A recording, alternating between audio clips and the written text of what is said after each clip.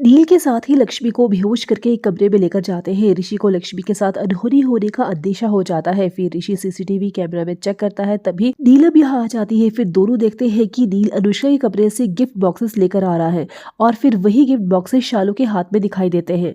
ये देखकर ऋषि कहता है, ये लड़का कौन है और शालू के हाथ में वही गिफ्ट बॉक्सेस क्यों है? नीलम कहती है, मैं पूछती हूँ शालू से। उधर शालू आयुष को अनुष्का का सच बताने जाती है। शालू आयुष को कॉरिडोर में आने का इशारा करती है। फिर जैसे ही आयुष शालू के पास जाता है और शालू सच बोलने ही वाली होती है कि तभी नीलम आकर शालू से उन गिफ्ट बॉक्सेस के बारे में पूछना शुरू कर देती है। इससे पहले कि शालू कुछ बताती, रानू की चिल्लाने की आवाजें आ जाती है। रानू करिश्मा और आंचल से बहस करने लगती है। करिश्मा कहती है, यहाँ हमारे घर में खड़े होकर हमें लेक्चर क्यों दे रही हो? शालू कहती है, क्योंकि गलत यहाँ हो रहा है। फिर शालू आयुष से कहती है, अब तो मुझे तुम्हारे लिए सबसे ज्यादा दुख हो रहा है। शालू सबके सामने तो कुछ नहीं कहती, पर नीलम से अकेले में बात करने की इच्छा जाहिर करती है। फिर नीलम शालू के साथ एक कमरे में जाती है। नीलम पूछती है, क्या गलत हो रहा है और किसके साथ गलत हो रहा है? शालू कहती है, आयुष के साथ।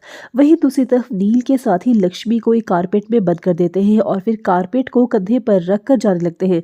तभी सामने से ऋषि आता है, कहता है, क्या हो रहा है यहाँ पर? कौन हो आप लोग? अब देखना होगा क्या ऋषि पकड़ लेगा नील के साथियों को और बचा लेगा लक्ष्मी को। क्या होगा आगे कहानी में जानने के लिए देखते रहिए भाग्यलक्ष्मी शो की लेटेस्ट अपडेट्स के लिए सब्सक्राइब करें हमारे चैनल दैनिक क्लब को।